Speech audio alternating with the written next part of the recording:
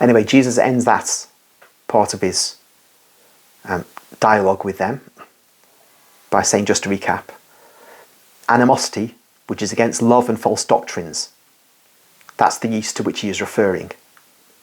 And he says finally, I say to you, be prudent. And then we resume. That sign, which the Pharisees asked for yesterday, was it yeast, Master? Asks Thomas.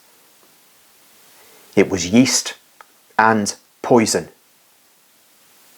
You did the right thing in not giving it to them. But I will give it to them one day. When? They ask curiously. One day. And what sign is it?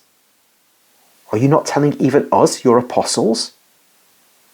So that we may recognize it at once, asks Peter, who is anxious to know. You should not need a sign. Oh, it's not to be able to believe in you. We have not many ideas as the people have. All we want is to love you, says James of Zebedee passionately. But the people you approach in a simple, friendly way, more than I do, without making them feel uneasy as I may do, who do they say that I am? And who do they say the Son of Man is? Some say that you are Jesus, that is, the Christ, and they are the best. Some say that you're a prophet. Some only a rabbi. Others, and you know, say that you are mad and possessed.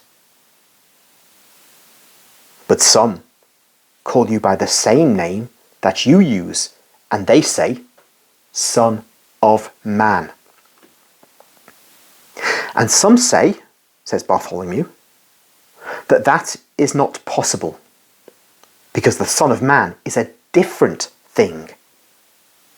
But that is not always a denial, because in actual fact, they acknowledge that you are more than the Son of Man. You are the Son of God. Others instead say that you are not even the Son of Man, but a poor man agitated by Satan or deranged by madness. You can thus see that there are many different opinions, says Bartholomew.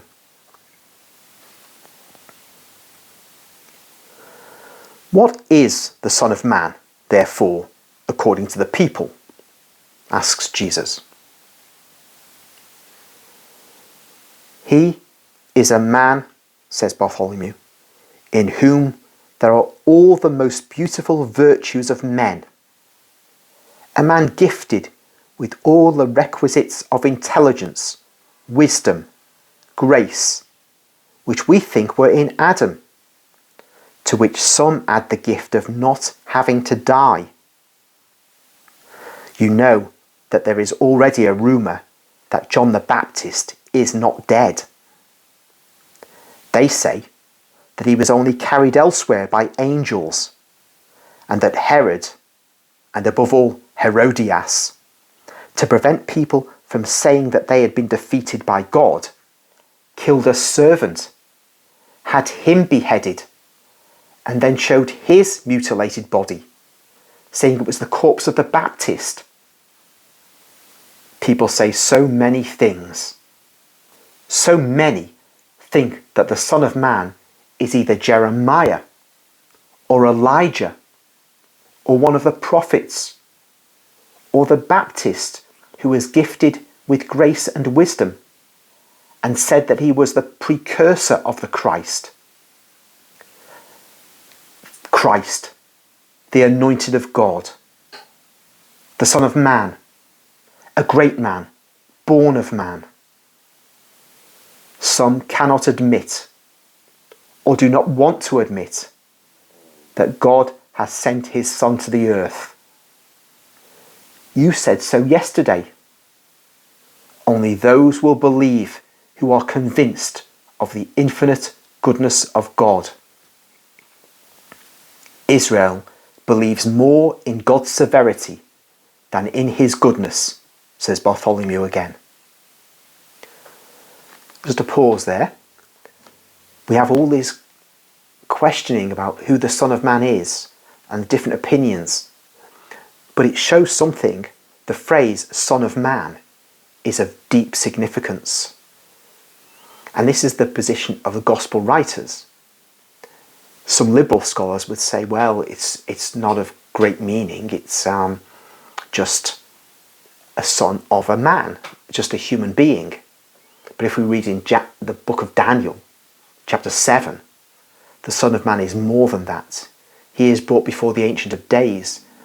He is exalted, and he is given dominion and kingdoms. He's everlasting. So there's much more to this phrase, Son of Man, than merely son of a human being. But there are clearly, in ancient Israel in the first century, disputes as to what it means.